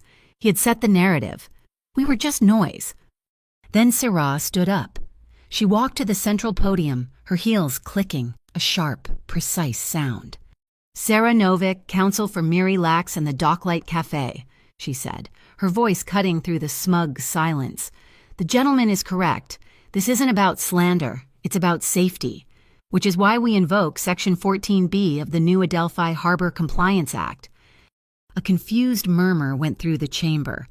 Even Wyeth's lawyers looked at each other, frowning. "Section what?" the president asked, shuffling his papers. "Section 14B, Sarah repeated, as if reciting from memory. No contract, private or public, pertaining to harbor infrastructure modification can be ratified without a full community load and structural viability assessment, presented in an open forum, an assessment, I might add, that the Wyeth Trust has conveniently failed to conduct." The lawyer for Wyeth jumped to his feet. "Objection! That's an archaic provision. It hasn't been used in 50 years. It's a procedural trick." "It is the law," Sarah said, her voice flat. "A law pushed through by the Bureau of Harbor Compliance after the 78 pier collapse. She had given Carmine's ghost agency a history, a foundation.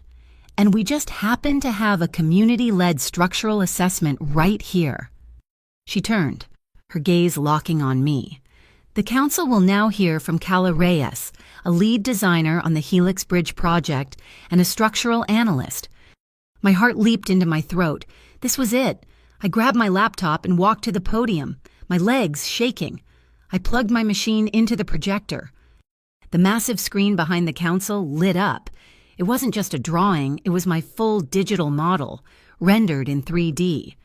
"This," I said, my voice trembling for only a second, "is the current wharf.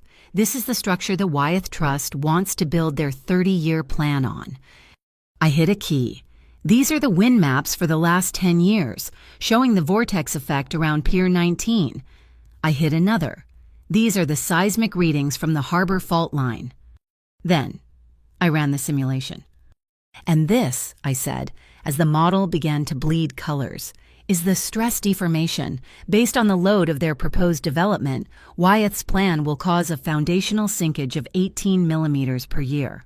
The wharf will be structurally unsound in less than 5. The room was silent. The two engineers on the council, Alan and Cho, were leaning forward, their faces pale. I wasn't a barista. I wasn't a mob girl. I was an architect. I put up my final image, the Helix Bridge, glowing and strong, next to their sinking, failing plan. "The community doesn't need a cheap patch," I said. "It needs a real foundation." A wave of applause started from the back benches, from the dock workers and shop owners, and it swelled, filling the room. Wyeth's lawyer was apoplectic. He knew he had lost the technical argument, so he went for the gut. "This is a distraction," he shouted over the noise. "This is a performance by an associate of Carmine Sorrenti. She talks about community. What about this?" He produced a flash drive.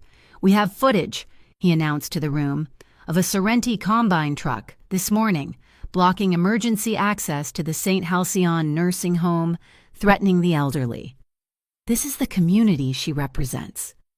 The room gasped. The council members looked horrified. The guard moved to take the drive.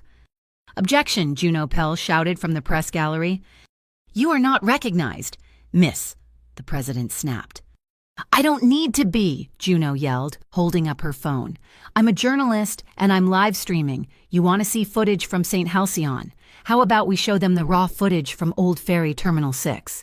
Instead, she hit a button on her phone.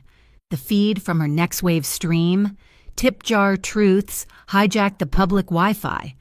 It appeared on the phones of half the people in the room. It was Evo's footage, the green screen, the board actor, the sound mixing board, and then a crystal-clear shot of the young man at the controls, who turned, startled, to look at Evo's camera. "That," Juno narrated, her voice booming from dozens of tiny speakers, is the live stream you're about to see, and that," she zoomed in on the man's face, "is Nessa Wyeth, the chief's niece and the head of their PR, also known as Ghost Peer." Nessa Wyeth, sitting in the second row, went white as a sheet. Her uncle, the head of the trust, looked like he was going to have a stroke. It was a kill shot.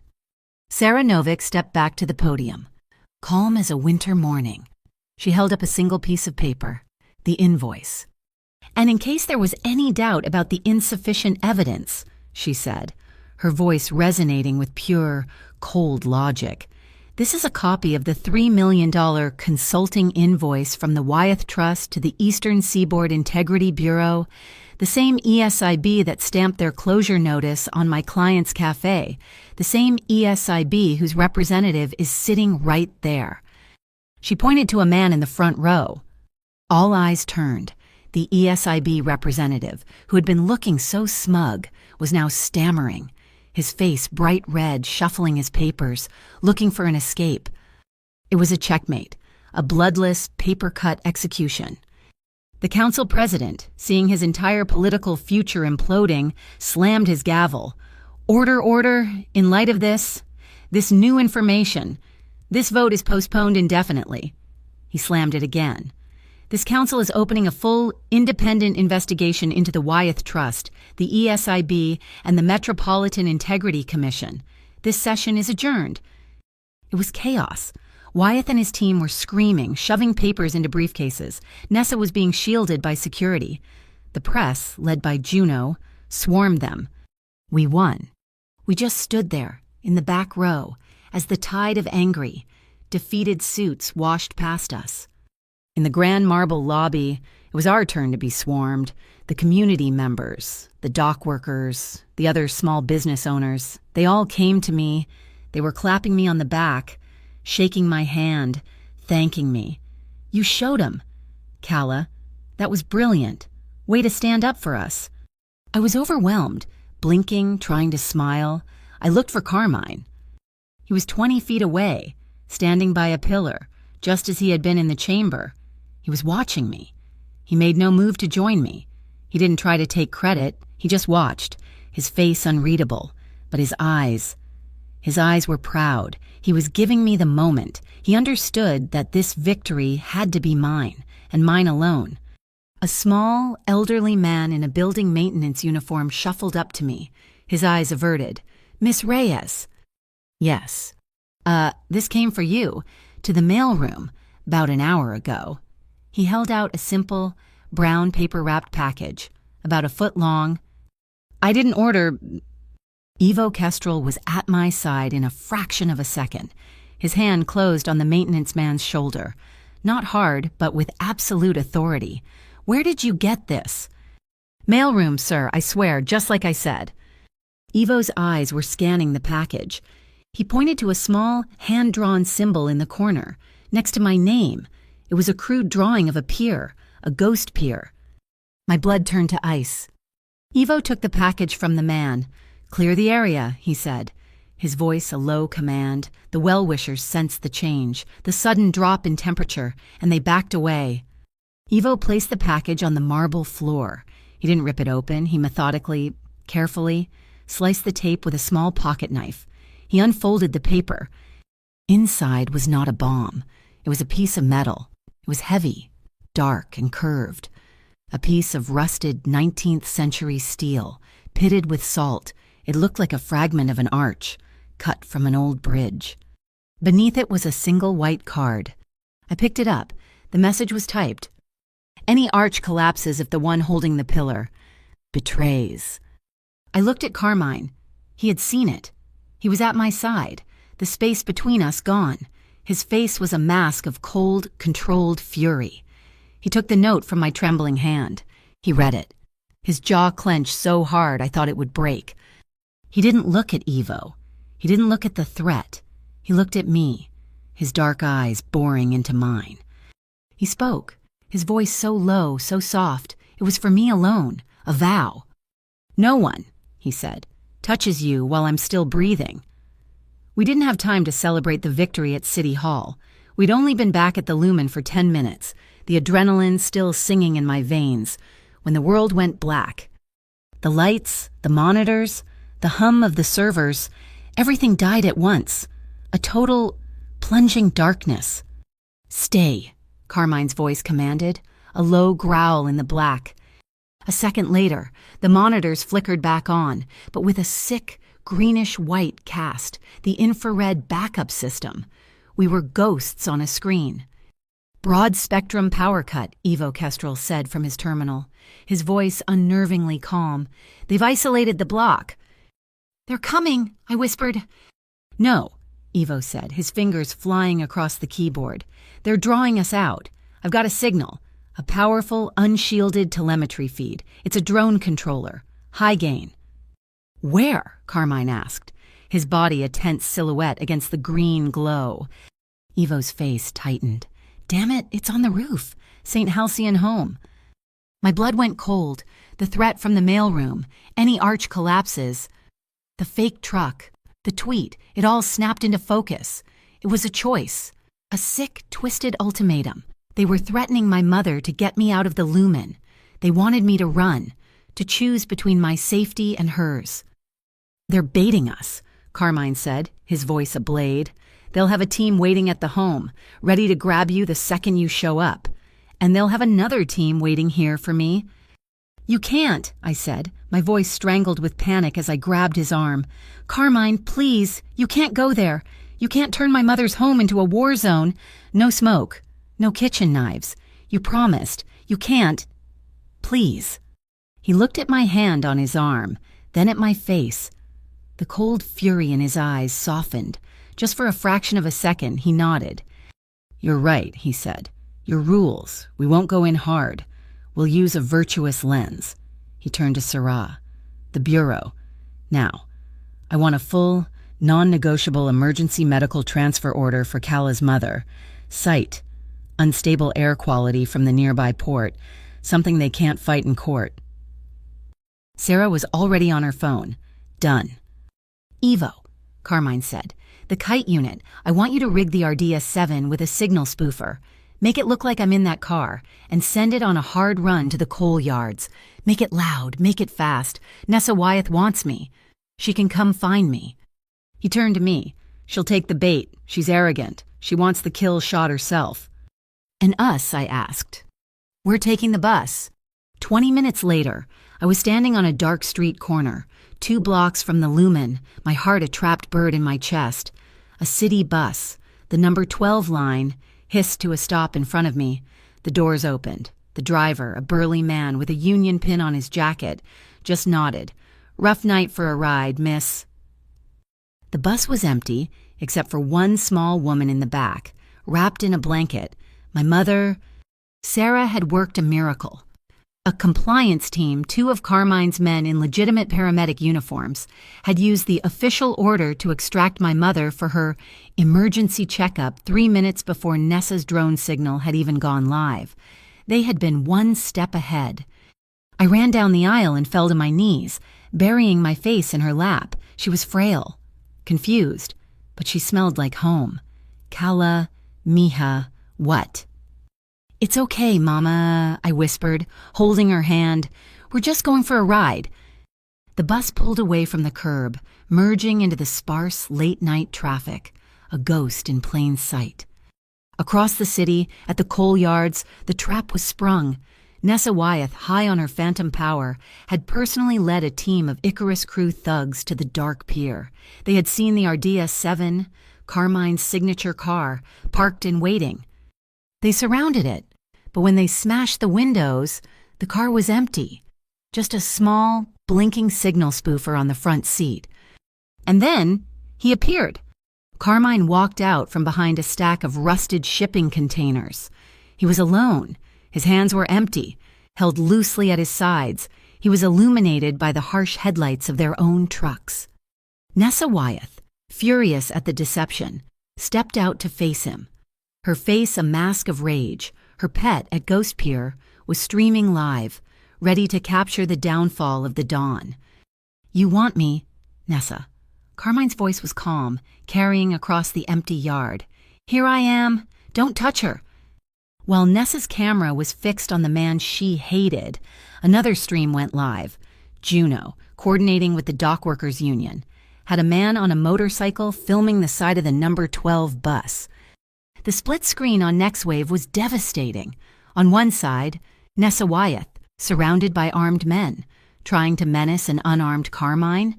On the other, me, holding my frail mother safely on a public bus. The public comments, which had been so quick to turn on us, turned back with a vengeance. Leave them alone. She's with her sick mom, you monsters. Wyeth is harassing a family. Nessa's live stream backfired spectacularly.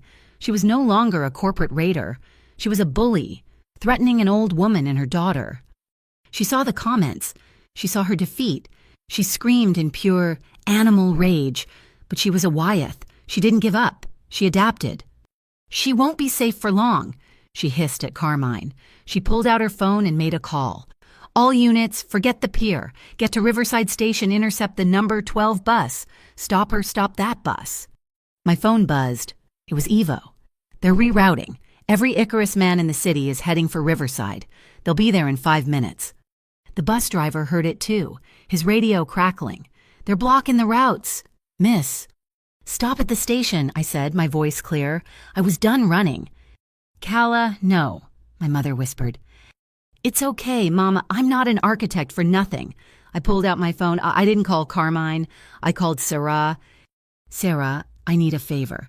Section 14B, I need you to call it in, right now. Riverside Station, the main passenger concourse. Site imminent structural failure of the main support pillars. A public safety emergency. I need every harbor compliance inspector you have. Now. We pulled into the chaotic lights of Riverside Station. As I helped my mother onto the platform, Nessa's men were already swarming the entrance, a wave of dark coats and angry faces. But they were met by another wave. A dozen men and women in bright yellow vests and hard hats, wearing the official eagle and anchor logo of the Bureau of Harbor Compliance, were already unspooling yellow caution tape. They were Carmine's men, but they were dressed in the armor of the law. Ma'am, you can't come in here, one of them shouted at Nessa. This is a controlled inspection zone. We have reports of structural instability. It was a chase seen through a lens of absolute bureaucracy. Nessa screamed for her men to grab me. I screamed for the inspectors to check the load-bearing joints. Juno was live-streaming the entire thing, her voice a sharp narration. We're here at Riverside Station, where a public safety inspection has collided with a private security team from the disgraced Wyeth Trust. Nessa was trapped. Her ESIB authority was now a joke, pending the city's investigation. She had no legal standing. The crowd, watching the confrontation, was firmly on my side. She was screaming at men with clipboards. She looked at me, her face a perfect portrait of hatred, and then she looked at Carmine, who had just arrived. He wasn't with me. He was standing on the other side of the yellow caution tape, his hands in his pockets, watching. He hadn't lifted a finger. He hadn't broken his word. He had let me, and the law, do the work. Nessa knew she was beaten. She gave a sharp, barked order. Pull out, now! Her men retreated, melting back into the night. She gave Carmine one last look of pure venom. She raised her phone, her thumb hovering over the screen, a final act of spite. No, I whispered. A second later, Evo's voice crackled in Carmine's earpiece. Fire!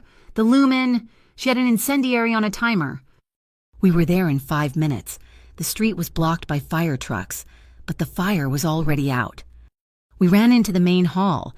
It was a soaked, smoky, dripping cavern. The air was thick with the smell of wet ash and ozone. Evo was there, already checking the servers. She triggered it, but I anticipated it, he said, pointing up. Installed a new halon and water sprinkler system this morning. It doused it in 12 seconds. The water was still dripping from the ceiling, running in black. Sooty rivers down the brick walls. It had washed the grime from one section in particular, the chalkboard wall. The water had cleaned away the dust, but the chalk, waxy and stubborn, remained. 1, no force. Ever. 2, No violence on my behalf. 3. You do not touch Miri or Juno. 4. No more surveillance. Your boundary is my law. The words were still there, our treaty, and he had kept it. I turned. Carmine was standing in the doorway, silhouetted against the flashing red lights of the fire trucks. He was soaked from the sprinklers, his shirt clinging to him. The fight was over. I walked toward him. Through the smoke and the puddles, I didn't stop. I walked right into him, wrapping my arms around his waist, burying my face in his chest. I was shaking. I felt his arms come around me, his hold solid as a foundation. Don't cross the line. I whispered into his wet shirt, my voice muffled. Not even tonight. He held me tighter, one hand moving to cradle the back of my head. I felt him nod, his chin brushing my hair. I'm here, Calla, he murmured, his voice a low, rough promise. I'm in your light. The dawn after the city council meeting broke cold and clear. The New Adelphi Ledger screamed the headline, Council Audit Confirms Collusion, Wyeth Ezeb Contracts Frozen. The city moved with brutal speed. The investigation, fueled by Sarah's paperwork and Juno's livestream, was a formality. The Wyeth Trust was locked out of the port. The ESIB was disbanded by noon. And my project, the Helix Bridge, was officially moved from the rejected pile to priority review for community funding. That same day, a quiet announcement was made. The Bureau of Harbor Compliance was undergoing a sudden and total restructuring. Its duties absorbed back into the Main Transportation Authority. Carmine had dissolved his shadow government. He had kept his word. The Docklight Cafe reopened. The air smelled of new paint, fresh glass, and brewing coffee. At mid-morning, Miri pointed, her eyes wide. The man who had started it all, the one with the expensive watch who had spit in my jar, was standing at the counter. He was sober, pale, and dressed in a rumpled suit. He didn't speak. He just placed a sealed envelope on the counter and slid it toward me. Then he turned and walked out. I opened it.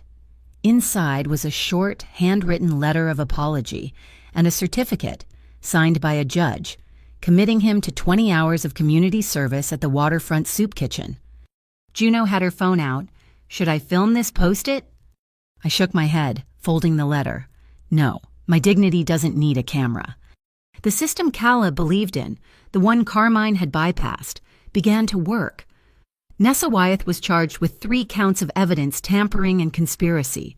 At Ghost Pier, vanished from the internet. Carmine had every opportunity to crush the remaining Wyeth infrastructure, to salt the earth. He made no moves, sent no men. He let the city's legal system, the one I had activated, do the work. He was respecting my boundary. That night, I went to the waterfront. I needed to see it. The wind was sharp, cutting in from the sea, heavy with the smell of salt and diesel oil. I stood on the old, crumbling bulkhead, looking at the place where the bridge would one day stand. A test frame had already been erected, a single 10-foot steel arch, a proof of concept. I touched the cold, raw steel. This was my foundation. I heard his footsteps on the gravel, but I didn't turn. He didn't come to my side. He just stood, 10 feet behind me, a silent guardian in the dark. He waited. He was giving me the space to be the first one to move. I finally turned, leaving the shelter of the steel arch, and looked at him. That was his invitation. He walked toward me, his dark overcoat buttoned against the cold. He stopped an inch from me. You won, Calla, he said, his voice a low rumble, not competing with the wind. We won, I corrected. His gaze was heavy, searching my face. Is this okay, he asked. His voice was rough. Yes, I whispered. He didn't kiss me. He just reached out and unbuttoned the top of his heavy wool coat. He opened it, creating a pocket of warmth, and stepped forward, pulling me against his chest, wrapping the coat around both of us. I was surrounded by his scent, by his solid warmth. My head fit perfectly under his chin. My hands were on his chest, splayed flat, feeling the steady beat of his heart through the layers of wool and cotton. He rested his chin on the top of my head. We just stood there for a long time, watching the dark water move. I asked for more. He murmured into my hair. Is this more? I tilted my head back. His jaw was rough, his skin warmed by the shelter of the coat. Our breath mingled, a cloud of white in the cold. My fingers, still on his chest, trembled slightly. He leaned down, his eyes locked on mine. Calla. It was a question, a final check. I rose on my toes. Yes. The kiss was long and slow and deep. It was not a kiss of fire. It was a kiss of foundation. It was the taste of the cold salt air and the impossible warmth we had created. His gloved hand came up to cup my jaw, his thumb rubbing the sensitive skin just below my ear. It was a kiss of trust, of promises kept, of two broken arches finally finding their load-bearing center. We pulled apart, but stayed in the shelter of the coat. The water of the harbor lapped against the pilings. It was the only sound. The next morning, the New Adelphi Ledger headline read, "Community wins against corruption, how one architect's dream saved the port." I was sitting in the Lumen, which was now my official office, reading the paper. Carmine was on the other side of the room, on the phone. When he hung up, he picked up his own copy of the paper. He read the headline. I saw him scan the article. His name was not mentioned once. He looked up at me from behind the paper, and a slow smile spread across his face. He folded the paper, accepting the anonymity. He didn't need the credit. He walked over, pulling a single, old-fashioned key from his pocket. He placed it on my drafting table. "What's this?" "The pomegranate red house," he said. "The land. I bought it back 6 months ago." I stared at him. "Why?" "I was going to build a fortress," he said. "Something solid, something that could never fall." He nudged the key toward me. "But I was wrong. It shouldn't be a fortress. It should be a design center, a community hub, for architects who want to build things that stand. I want you to run it." He was giving me the key to his oldest wound. I looked at the key. I looked at him. "I will," I said, "on one condition." He waited. "We call it the Tip Jar Studio." He smiled. "Done." That night, we went back to the chalk wall. The words were still there, faint but clear. I found a piece of paper and a pen. "We need new rules," I said. I wrote one: no hidden cameras. All surveillance is shared. He took the pen. 2. Neither of us will use the other's name, face, or story in a negotiation. Ever. I wrote 3. If we disagree, we stop. We take a 20-minute walk. Then we talk. We both signed it at the bottom. Calla Reyes, Carmine Sorrenti. He folded the paper and tucked it into a crack in the brick wall, right behind our original, chalk-written treaty. The final knot was untied at the first community meeting for the Helix Bridge. The room was packed. I had just finished my presentation. Then Carmine Sorrenti, who had been standing in the back, walked forward. The room tensed. He was carrying a black duffel bag. He walked to the podium, unzipped it, and turned it upside down. A brick of cash, $50,000, spilled onto the table with a heavy, dead thud. The room gasped. "This money," Carmine said, his voice clear and public, "was put on a counter in anger. It was a fine for disrespect, but it was the wrong foundation." He looked at me, then back at the crowd. "Today, it's a foundation for the right thing." He pointed to a stunned Miri Lax in the front row. "This is the new Miri Lax Urban Service Scholarship. It's for students of design, logistics, and journalism who want to build a better New Adelphi." He then looked at Juno, who was recording everything. "And the fund's first beneficiary is Tip Jar Truths to ensure they can always keep the rest of us honest." He stepped away from the podium. It wasn't a dawn. It wasn't a shadow. It was just a citizen making a donation. I looked at him. I finally understood. His power hadn't vanished. It had just changed form. He had traded the infrastructure of violence for the infrastructure of decency. I walked over to him, and in front of the entire city, I slipped my hand into his. He looked down at our joined hands, and then at me, his eyes full of a quiet, profound relief. "The Helix Bridge stands," I whispered, so only he could hear. Because both ends agree to hold the weight. I'm one end. I squeezed his hand. And you're standing in the right place. The camera pulled back, away from the applause, out the window, and high above the New Adelphi waterfront. The test arch of the bridge gleamed in the new moonlight. In the Docklight Cafe, the lights were on. On the counter sat a new, clean glass jar. The tape was gone. In its place was a small, engraved plaque. "Don't spit, pitch in." The jar was empty, except for the very bottom. There, sitting alone, was a single, heavy, old-world coin, a keepsake Carmine had put there that morning, a reminder that he had once offered $50,000. But what they had built together, that was priceless. Thank you so much for listening to this story. I would love to know where in the world you are listening from, so please drop a comment below and share your thoughts. If you enjoyed this, please subscribe to Mafia Boss Stories. Give this video a like, and consider hitting that hype button to help this story reach even more listeners.